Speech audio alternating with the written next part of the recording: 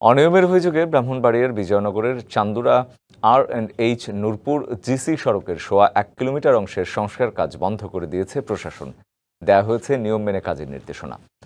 তবে শুধু এই পদক্ষেপে সন্তুষ্ট নন স্থানীয়রা। তারা চান ঠিকাদারের বিরুদ্ধে শাস্তিমূলক ব্যবস্থা। চান্দুরা R&H নূরপুর জিসি সড়কের আরিয়াল ব্রিজ থেকে প্রায় সোয়া 1 কিলোমিটার অংশ সংস্কারের জন্য 2024 সালের 28শে ডিসেম্বর এলজিইডির সাথে চুক্তি হয় মেসার্স রিপাসাফা এন্টারপ্রাইজের।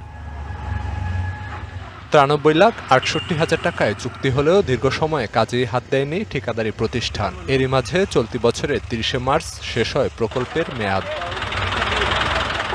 সম্প্রতি ঠিকাদারি প্রতিষ্ঠান সংস্কার কাজ শুরু করলেও মান নিয়ে প্রশ্ন তোলে এলাকাবাসী। বাধা দেয় কাজে। বালু পরিষ্কার করে নাই, পাথর নাই, এইভাবে কার্পেটিং করে তারা কাজ করে যাওয়ার চেষ্টা করছে। এই কারণে এটা আজকে বন্ধ রয়েছে। জনগণ হিসেবে আমাদের একটাই চাওয়া, এই রাস্তার কাজের মান যেন খুবই সুন্দর হয় এবং টেকসই উন্নয়ন হয়। নিম্নমানের সামগ্রী ব্যবহারের প্রমাণ মেলায় কাজ বন্ধ রাখার নির্দেশ দেয় এলজিইডি। একই সঙ্গে নির্ধারিত নির্মাণ বিধি অনুযায়ী কাজ শেষ করার নির্দেশনা দেয়া হয়। নগদ নিয়ে এলো হার না মানা হার অফার।